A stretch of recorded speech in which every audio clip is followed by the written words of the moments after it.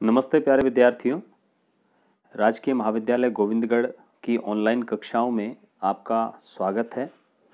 मैं दीपक कुमार सहायक आचार्य हूं राजकीय महाविद्यालय गोविंदगढ़ में और आप सभी को मैं हिंदी पढ़ाऊंगा। बीए प्रथम वर्ष के जो विद्यार्थी इस वर्ष महाविद्यालय के साथ जुड़े हैं उनका भी मैं हार्दिक अभिनंदन करता हूं महाविद्यालय में। जैसा कि आप जानते हैं कि कोरोना महामारी चल रही है और उसके कारण जो सरकारी निर्देश हैं उनका पालन करते हुए महाविद्यालयों को विद्यार्थियों के लिए अभी बंद रखा गया है और किसी भी प्रकार से महाविद्यालय में जिस तरह से पूर्व में शिक्षण कार्य हुआ करता था, हम लोग कक्ष में बैठ करके अध्ययन अध्यापन किया करते थे, उस तरीके से अब नहीं हो रहा है और सभी जो कक्षाएं हैं वो ऑनलाइन माध्यम से चलाई जा रही हैं। चूँकि बीए प्रथम वर्ष के विद्यार्थी बहुत बाद में हमसे जुड़े हैं और अंतिम सूची जो है वो प्रकाशित हो गई है और लगभग 500 विद्यार्थियों का एडमिशन बीए प्रथम वर्ष में हो चुका है। इसी के साथ साथ आपके मन में ये बातें भी उठने लगी होंगी कि बहुत सारा समय निकल गया है कोरोना महामारी के कारण और अब हमारी पढ़ाई कैसे होगी, कब होगी। तो आपको मैं सूचित कर रहा हूँ कि पढ़ाई अभी तो जैसे निर्देश हैं ऑनलाइन ही आपको पढ़ना है। और एक बात और भी है कि जब हम ऑनलाइन पढ़ेंगे तो उसके लिए यूट्यूब चैनल हमने बनाया है, उस चैनल को आप सब्सक्राइब कर लेंगे और साथ ही साथ जो व्हाट्सएप ग्रुप बनाए हैं उनमें आप जुड़ गए होंगे और अगर नहीं जुड़े हैं तो मैंने पूर्व में आपको नंबर उपलब्ध कराया था हमारे पिछले वीडियो में, उसे देख करके, या आनंदम का जो वीडियो हमने बनाया था उसमें हमने व्हाट्सएप ग्रुप का नंबर, साथ ही साथ यूट्यूब चैनल का लिंक, साथ ही साथ फेसबुक का जो ग्रुप है हमारा उसका लिंक भी मैंने उपलब्ध करा दिया था।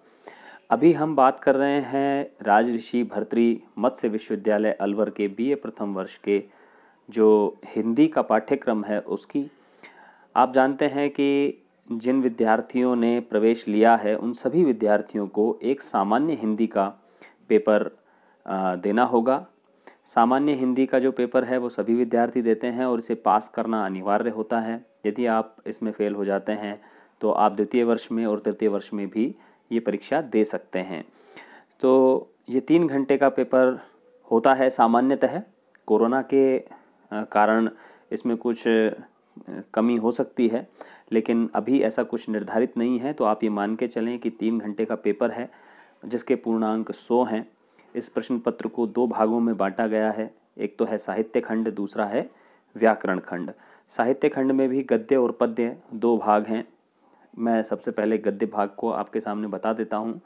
जैसा कि आप जानते हैं कि प्रेमचंद जो हिंदी कहानी के पुरोधा माने जाते हैं, या कहानी सम्राट या उपन्यास सम्राट या कथा सम्राट भी जिन्हें कहा जाता है, उनकी एक कहानी नमक का दारोगा जो आप बचपन से पढ़ते आ रहे हैं, ये कहानी बहुत महत्वपूर्ण है और नमक का दारोगा के रूप में काम करने वाले एक ईमानदार व्यक्ति के जीवन पर आधारित है और एक आदर्श का हमें संदेश प्रदान करती है कहानी। आपके पाठ्यक्रम में है।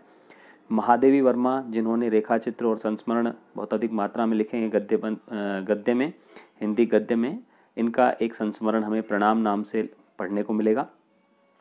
बनारसी दास चतुर्वेदी का एक रेखाचित्र 22 वर्ष बाद ये आपको पढ़ने को मिलेगा।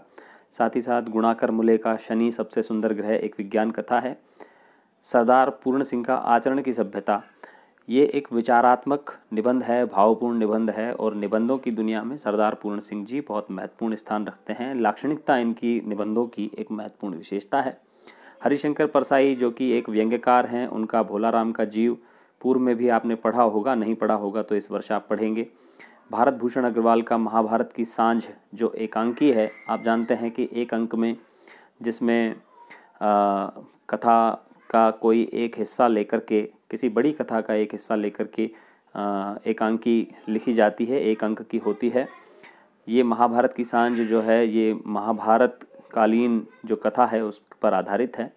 रामचंद्र शुक्ल जी जो कि हिंदी निबंध के बहुत महत्वपूर्ण हस्ताक्षर हैं, लेखक हैं, उनका एक जो निबंध है उत्साह, बहुत महत्वपूर्ण निबंध है जो कि उनके चिंतामणि भाग 1 में संकलित है। ये भी आपको पढ़ने को मिलेगा। पद्य भाग में कबीर जो कि भक्ति काल के संत काव्य के महत्वपूर्ण कवि हैं, क्रांतिकारी कवि हैं, उनकी रचना जो बीजक नाम से संकलित है, उसमें साखी सबद रमैनी नाम से 3 भाग हैं। 20 साखियाँ आपको पढ़नी हैं, यानी कि 20 दोहे हैं, ये आपको पढ़ने हैं। सूरदास उसके बाद जो भक्ति काल के कृष्ण भक्ति काव्य धारा के महत्वपूर्ण कवि हैं, उनके वात्सल्य वर्णन सूर सागर के 10वें स्कंद से 6 पदों का आपको अध्ययन करना है। तुलसीदास जी की कवितावली जो कि उनकी अंतिम रचना मानी जाती है, ब्रज भाषा में रचित है, और कवितावली में राम कथा का 7 कांडों में वर्णन किया गया है। रामचंद्र शुक्ल जी द्वारा नागरी प्रचारणी सभा से संपादित है, और इसके 6 जो कवित्व और सवैया छंद इन्होंने लिखे हैं कवितावली में, तो वो आपको पढ़ने को मिलेंगे। और कक्षा 12 में ये आप पूर्व में पढ़ चुके हैं, कक्षा 11 या 12 में, तो इसीलिए आपको ये कठिनाई नहीं होगी। आगे देखें, रहीम जी के दोहे हैं। आप जानते हैं रहीम जी ने नीति के दोहे लिखे हैं, उनमें से 10 दोहे आपको पढ़ने हैं, बहुत आसानी से आप पढ़ जाएंगे, पूर्व में भी आपने पढ़े होंगे। मैथिली शरण गुप्त जी की रचना मातृभूमि वही मनुष्य है जो कि मनुष्य के लिए मरे, दोनों भी बहुत महत्वपूर्ण कविताएं हैं, ये आपको पढ़नी है। सुमित्रानंदन पंत जो कि छायावाद के प्रकृति के चितेरे कवि माने जाते हैं, और प्रकृति की सुंदर कविताएं इन्होंने लिखी हैं। ये जो 2 कविताएं हैं, भारत माता और पावस ऋतु में पर्वत प्रदेश, ये पर्वत प्रदेश वाली जो कविता है ये आप पूर्व में पढ़ चुके होंगे आपके पाठ्यक्रम में 11वीं या 12वीं में। भारत माता, ये आपको कविता पढ़नी है इनकी। दिनकर का रश्मि रथी तृतीय सर्ग से, ये पूर्व में आप संभवतः कक्षा 11 या 12 में आप रश्मि रथी भी पढ़ चुके हैं, तो इसलिए कोई कठिनाई नहीं होगी आपको। नागार्जुन की 2 रचनाएं, नागार्जुन जो कि प्रगतिवादी कवि हैं, और 1936 के बाद का जो समय है 1943 तक का, वो प्रगतिवाद के नाम से जाना जाता है, उसके महत्वपूर्ण कवि हैं नागार्जुन। इनकी 2 कविताएं बहुत महत्वपूर्ण कविताएं हैं, अकाल और उसके बाद, और बादल को घिरते देखा है, ये दोनों ही कविताएं आपको पढ़ने को मिलेंगी। व्याकरण खंड देखें। व्याकरण खंड में जो दूसरा खंड है इस पूरे पाठ्यक्रम का, व्याकरण खंड, व्याकरण में आप निबंध लिखते आए हैं, 8 नंबर का निबंध होगा। सामान्यतः जो पर्यावरण पर, जल प्रदूषण पर, मेरे सपनों का भारत, या मेरे जीवन की अविस्मरणीय घटना, और महात्मा गांधी का योगदान, अहिंसा, सत्य अहिंसा, इस तरह के निबंध, या विज्ञान एक वरदान है या अभिशाप है, इस तरह के जो सामान्य बिंदु होते हैं, महिला सशक्तिकरण हुआ, तो इस तरह के सामान्य बिंदुओं पर निबंध लिखवाए जाते हैं विद्यार्थियों से। 8 अंक का निबंध आएगा। कार्यालयी पत्र आप पूर्व में 12वीं कक्षा तक पढ़ के आए हैं, वही सब कार्यालयी पत्र आपको पढ़ने हैं। 4 अंक का एक कार्यालयी पत्र आएगा।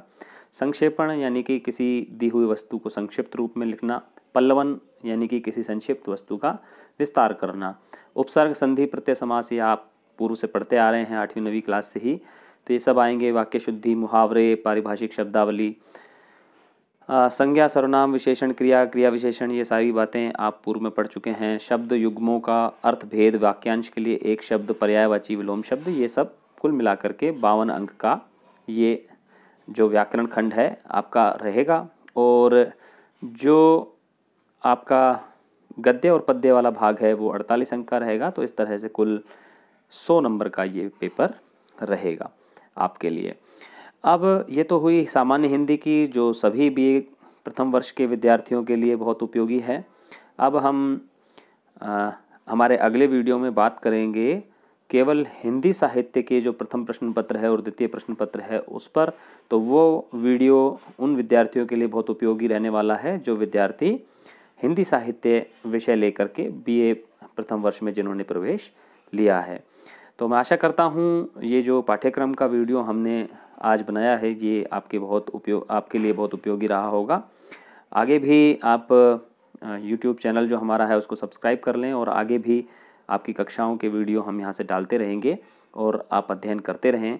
साथ ही साथ आनंदम एक बहुत महत्वपूर्ण विषय जुड़ा है इस बार, वह भी 100 अंक का है और पूरी तरह से प्रायोगिक है। उस पर भी हमने एक वीडियो बनाया है, उसे भी आपको ज़रूर देखना है। ठीक है, बहुत बहुत धन्यवाद, शुक्रिया।